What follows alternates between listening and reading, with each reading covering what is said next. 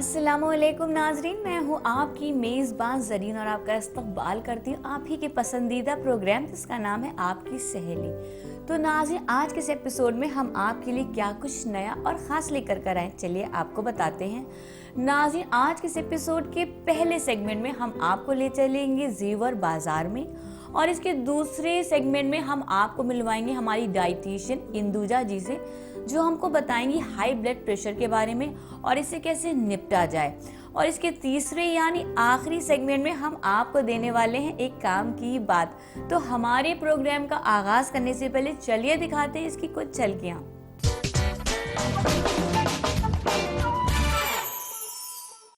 ज़ेवर बाजार ख्वातीन फैशन और स्टाइल के तेजी से बदलते रुझानों से ताज़ा तरीन ट्रेंड्स दस्तयाब होते हैं।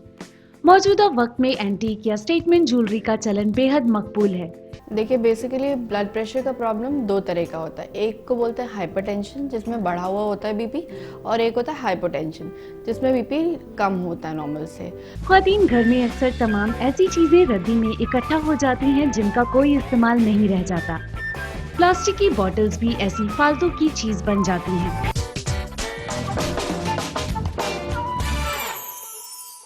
तो नाज़रीन, अपने रिमोट को संभाल कर रखिए क्योंकि अब स्टार्ट होने वाला है हमारा आपकी सहेली।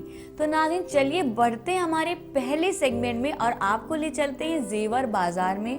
नाज़रीन, ये ख़वातीन का सबसे फेवरेट सेगमेंट होता है क्योंकि यहाँ हम आपको बताते हैं कि आज का लेटेस्ट ट्रेंड क्या है ज्वेलरी का, किस तरीके की ज्वेलरी जो है वो फैशन में इन है। तो चलिए बढ़ते हैं हमारे इस सेगमेंट में और आपको बताते हैं कि आज क्या कुछ नया और ख़ास है आपके लिए।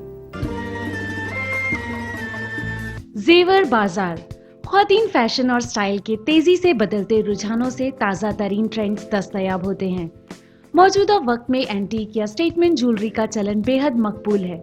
ज़ेवर बाजार में आइए आपको रूबरू करवाते हैं जबरदस्त स्टाइल की नज़ीर एंटीक ज्वेलरी से। सोने चांदी के रवायती और तकरीबन एक ही ढर्रे के जेवरात के बाद आज ऑक्सीडाइज्ड डल फिनिश्ड एंटीक ज्वेलरी अपनी लेटेस्ट स्टाइल और डिजाइन के चलते ख्वातीन में बेहद पसंद की जा रही है। जैसे ऑक्सीडाइज्ड सिल्वर शेड वाला बेहद घने काम वाला नेकलेस स्टेटमेंट ज्वेलरी का नायाब नमूना है। ख्वातीन एंटीक ज्वेलरी में पुराने सिक्कों का इस्तेमाल इसे जबरदस्त स्टाइल और डिजाइन बख्शता है। मसलन नेक पीस में क्वाइन वर्क और रंग बिरंगे कपड़ों का इस्तेमाल खूबसूरत नजर आता है। इसी तरह से घने काम वाली पाजेब भी बेहद नफीस दिखाई देती है। इसका शेड और डिजाइन सबसे अलग नजर आता है। एंटीक ज्वेलरी में आपको सिल्वर, मेटालिक और डल फिनिश्ड गोल्ड शेड में एक से बढ़कर एक दिलकश डिजाइन और बारीक काम वाले नेकलेस आसानी से दस्तयाब हो जाते हैं। ख्वातीन मौजूदा वक्त में स्टाइल और डिजाइन के नजरिए से एंटीक ज्वेलरी में काबिले तारीफ वैरायटी बाजार में मुहैया है। इसी तरह से सिल्वर और गोल्डन दोनों शेड में पतली चौड़ी पाजेब अपनी मुख्तलिफ लेकिन उम्दा कारीगरी से दिल जीत लेती है। ख्वातीन सिल्वर ऑक्सीडाइज्ड नेक पीस थोड़ा ज्यादा लंबाई में बेहद बारीक नक्काशी की सी डिजाइन लिए एंटीक ज्वेलरी का बेहतरीन नमूना है। बेहद दिलकश डिजाइन और घने काम वाली एंटीक ज्वेलरी में मुख्तलिफ रंग जैसे काले, लाल, रानी, फिरोजी रंग के स्टोन्स या जेम्स का इस्तेमाल इनकी खूबसूरती में जबरदस्त इजाफा करता है। ख्वातीन बाजार में आपको बेहद आसानी से रंग बिरंगे कपड़ों के इस्तेमाल से बनी ऑक्सीडाइज्ड या डल फिनिश्ड एंटीक ज्वेलरी दस्तयाब हो जाएगी, और वो भी कम बजट में ताज़ा तरीन और जबरदस्त स्टाइलिश। ख्वातीन एंटीक ज्वेलरी का इस्तेमाल आपकी शख्सियत के बेहद दिलकश रंगों को नुमा करने में कारगर साबित होता है। एंटीक ज्वेलरी अपना कर दीजिए खुद को स्टाइल का शानदार स्टेटमेंट। तो नाज़रीन, मैं आपको याद दिलाना चाहूँगी कि हमारे प्रोग्राम में आगाज़ हो चुका है सेल्फी क्वीन कॉन्टेस्ट का। तो जल्दी से अपना मोबाइल फ़ोन उठाइए क्योंकि आप भी होना चाहती हैं फेमस और दिखना चाहती हैं टीवी पर। उम्दा सी सेल्फी हम तक पहुँचाइए हमारे फेसबुक के अकाउंट पे, या आप हमें ईमेल भी कर सकती हैं। हो सकता है हमारी नेक्स्ट सेल्फी क्वीन आप ही हो जाएं। तो नाज़रीन, यहाँ पर रुकने वाले हैं हम एक वक्फे के लिए, लेकिन वक्फे के बाद जैसे कि मैंने आपको बताया था कि हम आपको मिलवाएंगे हमारी न्यूट्रिशन एक्सपर्ट से, जो कि हमें बताने वाली है हाई ब्लड प्रेशर के कॉजेस के बारे में। तो कहीं मत जाइएगा, देखते रहिए हमारी खास पेशकश जो कि हम आपके लिए लेकर कर आए हैं आपकी सहेली में।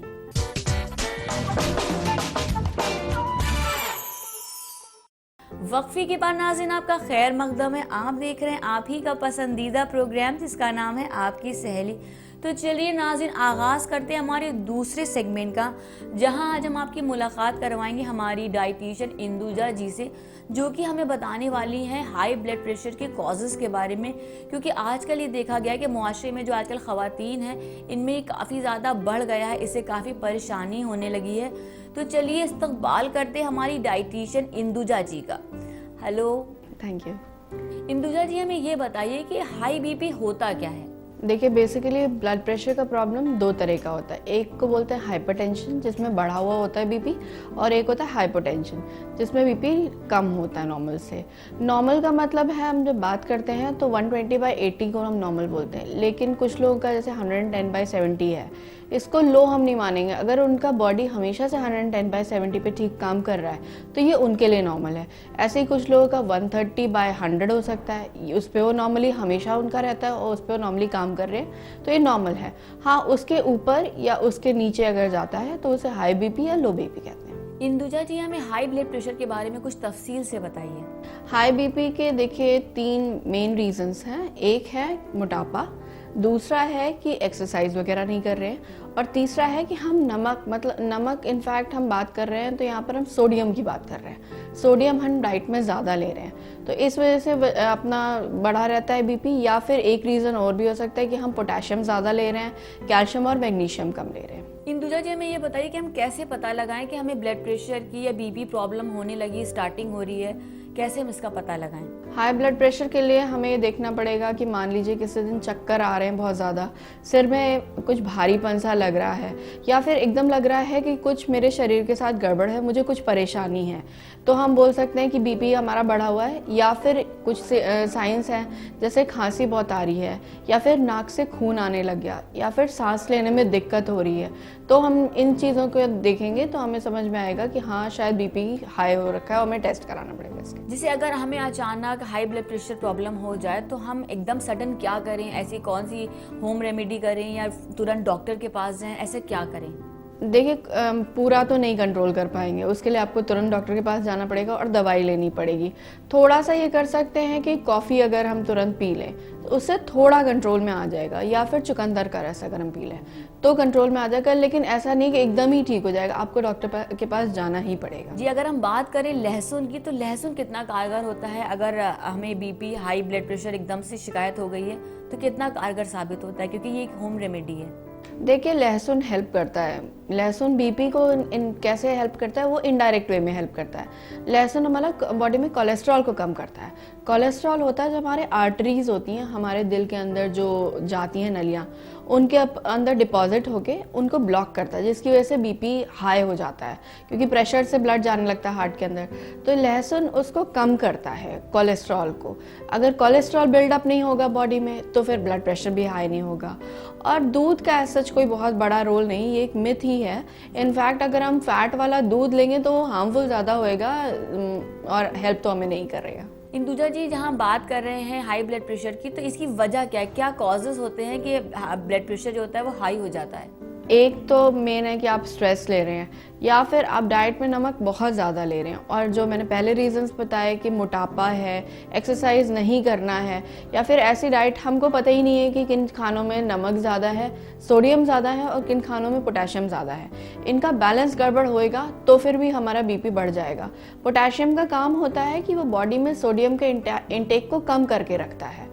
तो अगर हम सोडियम कम ले रहे हैं, वो रोक नहीं पा रहा, पोटेशियम कम ले रहे हैं, तो वो रोक नहीं पाएगा हमारे बॉडी में सोडियम इंटेक को, तब फिर हो सकता है कि बीपी एकदम से आपका शूट कर जाए। लेकिन ये प्रोसेस होने में 2-3 दिन लगते हैं। जी, जैसे कि इंदुजा जी हम हाई बीपी के बारे में बात कर रहे हैं, तो क्या अचानक अगर हमें हाई ब्लड प्रेशर हो जाए, ब्लड प्रेशर शूट कर जाए हमारा, तो क्या हमें मतलब ब्रेन प्रॉब्लम या हार्ट अटैक या किडनी से रिलेटेड या एकदम से पैरालिसिस भी हो सकता है? क्या काफ़ी नुकसानदेह हो सकता है ये? ये एकदम सही बोल रहे हैं आप। देखिए, हाई ब्लड प्रेशर बेसिकली क्या है कि एक प्रेशर पे हमारे हार्ट में ब्लड जाते रहना चाहिए। अब अगर हम मोटे हो गए हैं या फिर हमारे आर्टरीज में, जैसे मैंने बताया कि वहाँ पर डिपॉजिट हो गया है फैट का, तो फिर प्रेशर बहुत ज़ोरों से हार्ट में जाएगा और जितना ज़रूरत है उससे ज़्यादा प्रेशर से जाएगा, तो हार्ट अटैक होने के चांसेस हो सकते हैं। और अगर प्रेशर इसी तरह से ब्रेन में ब्लड का फ्लो ज़्यादा हो गया जो नॉर्मल है उससे ज़्यादा, तो फिर ब्रेन प्रॉब्लम मतलब स्ट्रोक जिसे बोलते हैं, पैरालिसिस, वो भी होने का खतरा हो जाता है। जी, अगर हमें हाई बीपी प्रॉब्लम है तो क्या नमक बदलने से हमें बीपी प्रॉब्लम में कुछ राहत मिल सकती है थोड़ी हद तक? नहीं, ये गलत है, ये एक मिथ है। देखिए, नमक क्या है? नमक है सोडियम क्लोराइड। तो अगर हम नमक बदल रहे हैं, बेसिकली सारे नमक सेम है। जो लोग कहते हैं कि काला नमक खा लो या फलाहारी नमक खा लो, सब में सोडियम क्लोराइड है। इनफैक्ट उसमें थोड़ी सी इम्प्योरिटीज़ होती हैं जिसकी वजह से उनका कलर चेंज हो जाता है। सोडियम तो प्रेजेंट है ही।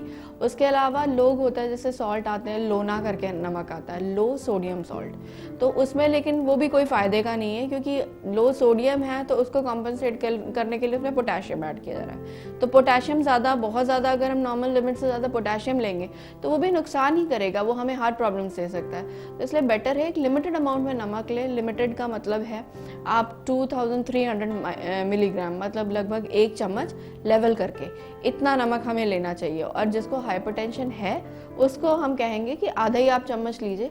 और ये नहीं करना कि एकदम से कट डाउन कर दिया नमक, कि हमने लेना ही बंद कर दिया, फिर लो सोडियम की प्रॉब्लम हो जाएगी। धीरे धीरे हमें कम करना है अपने डाइट में। जैसे पहले 1 चम्मच लेते थे, फिर उसको हम धीरे से 3/4 पे हमने करके मैनेज किया। इससे हमारा टेस्ट भी नहीं प्रॉब्लम करेगा।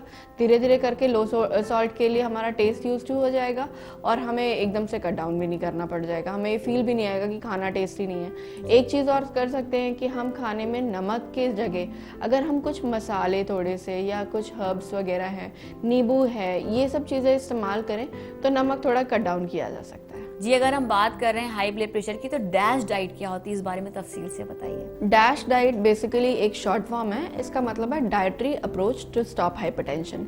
इसमें जो हम एम्फेसिस देते हैं वो देते हैं कैल्शियम ज़्यादा इंटेक करने पे। उसमें हम लो फैट मिल्क ले लेंगे जिसमें कैल्शियम अच्छे अमाउंट में है लेकिन हाँ फैट कम है।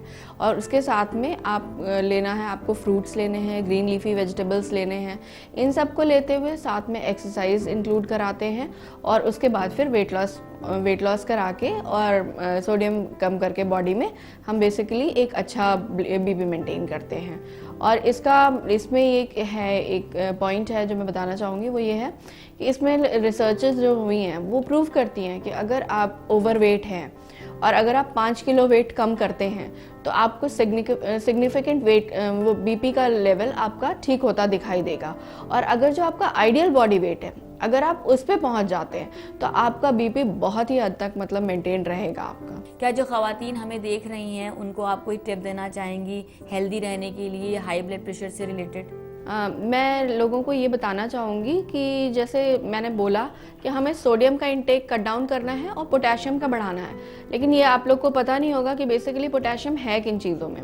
पोटेशियम जो पाया जाता है वो हरी पत्तेदार सब्जियों में पाया जाता है, नट्स होते हैं मतलब ड्राई फ्रूट्स वगैरह उनमें पाया जाता है, और हमारा दूध में उसमें पोटेशियम पाया जाता है। फ्रूट्स में केला है, संतरा है, खट्टे फल मतलब, और केला, इसमें पोटेशियम पाया जाता है। तो अगर हम पोटेशियम का इंटेक बढ़ा लें और सोडियम का कम कर दें, सोडियम किस में पाया जाएगा? नॉर्मल जो हम नमक यूज़ करते हैं उसमें सोडियम है, चाट मसाला यूज़ करते हैं उसमें सोडियम है, चाइनीज़ फूड में सोया सॉस पड़ता है उसमें हाई कंटेंट में सोडियम है, उसको कट डाउन करें। साथ में MSG मतलब अजीनोमोटो जो यूज़ होता है वो भी एक तरह का नमक है, उसे ना लें। और बाकी के सारे के सॉसेस हैं, केचप हैं, इनमें सॉल्ट कंटेंट बहुत ज़्यादा होता है, इनको ना लें तो बीपी कंट्रोल किया जा सकता है। और हम लोग ये ध्यान ही नहीं देते कि जो इनो है बेसिकली वो भी सोडा ही है, मतलब सोडियम क्लोराइड उसमें पड़ा हुआ है, नमक है उसमें। तो हम सोडा ना लें, इनो ना लें, सोडियम बाइकार्बोनेट जिन जिन खानों में पड़ता है उन खानों को अवॉइड करें, तो हम काफ़ी हद तक अपना बीपी मतलब हाइपरटेंशन को कंट्रोल करके चल सकते हैं। इंदुजा जी, आप हमारे प्रोग्राम में आई और आपने अपना कीमती वक्त हमें दिया, इसके लिए बेहद शुक्रिया। Thank you. इसी के साथ नाज़रीन मैं आपको याद दिलाना चाहूँगी कि हमारे प्रोग्राम में आगाज़ हो गया सेल्फी क्वीन कॉन्टेस्ट का। तो अगर आप भी होना चाहती हैं फेमस और दिखना चाहती हैं टीवी पर, तो जल्दी से अपना मोबाइल फ़ोन उठाइए और अपनी उम्दा और प्यारी सी सेल्फी को क्लिक करिए और अपने नाम और डिटेल्स के साथ हम तक पहुंचाइए हमारे फेसबुक के पेज पे, या आप हमें ईमेल भी कर सकती हैं। हो सकता है हमारी नेक्स्ट सेल्फी क्वीन आप ही हों। तो नाज़रीन, यहाँ पर रुकेंगे एक वक्फे के लिए, लेकिन वक्फे के पार हम आपको देने वाले हैं एक काम की बात। तो कहीं मत जाइएगा, देखते रहिए हमारी ये बेहद खास पेशकश जो कि हम आपके लिए लेकर आए हैं आपकी सहेली में।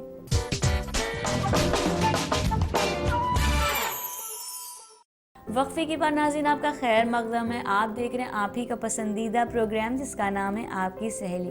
तो नाज़रीन, वक्त हो गया बढ़ने का हमारे तीसरे और आखिरी सेगमेंट की तरफ, जहां हम हर बार आपको देते हैं काम की बात जो आपकी ज़िंदगी में किसी ना किसी पहलू पर ज़रूर काम आती है।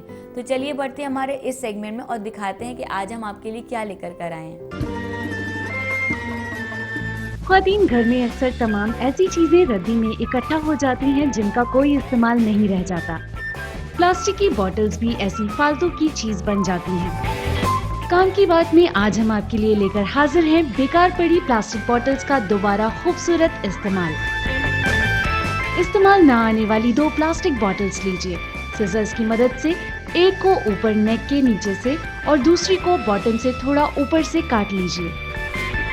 इसके बाद बॉटल के खुले हुए किनारे पर चारों तरफ गम लगाकर बॉटल के कलर वाली जिप चिपका दीजिए, इस तरीके से कि जिप का खुलने वाला हिस्सा बाहर रहे। ख्वातीन, इसके बाद दूसरी बॉटल के कटे हुए बॉटम पार्ट पर गम लगाकर जिप के खुले हिस्से में अच्छे से चिपका दीजिए।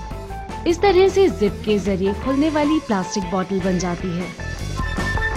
इस स्टाइलिश प्लास्टिक बॉटल से आपको पेंसिल कलर्स को रखने वाला बॉक्स दस्तयाब हो जाता है।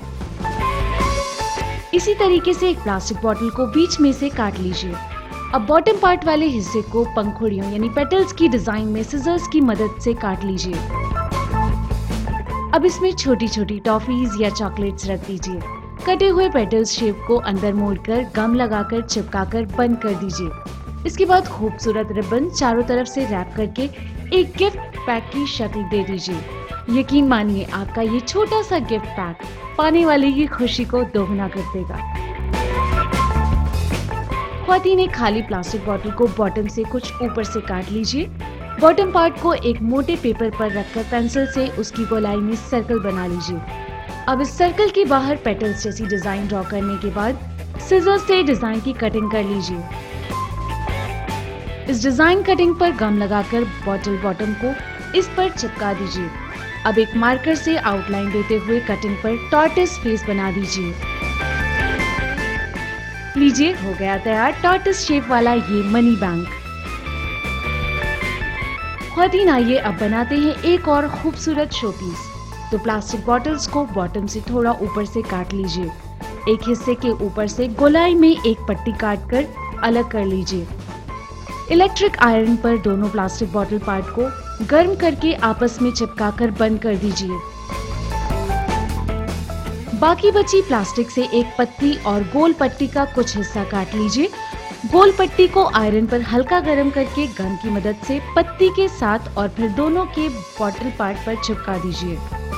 इन्हें खोलकर इनके अंदर आप स्वीट कैंडीज रख सकती हैं। तो देखा ख्वातीन आपने कि कैसे बेकार और फालतू पड़ी प्लास्टिक बॉटल्स का इस्तेमाल करके आप दे सकती हैं उन्हें खूबसूरत डिजाइन और स्टाइल।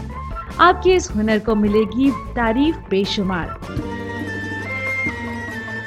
तो नाज़रीन, मुझे उम्मीद है कि ये काम की बात आपकी ज़िंदगी में कहीं ना कहीं कारगर ज़रूर साबित होगी।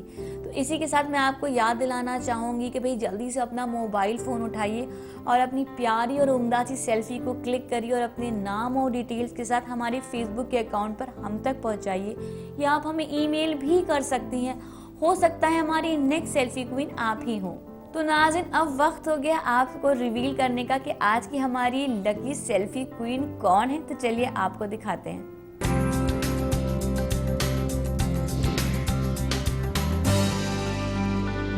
तो नाज़रीन, यहाँ पर अब हमें अपने प्रोग्राम को इख्तिताम करने का वक्त हो गया। मुझे और मेरी टीम को इजाज़त दीजिए। खूबसूरत बने रहिए, हेल्दी, फिट और कॉन्फिडेंट रहिए। अल्लाह हाफिज़।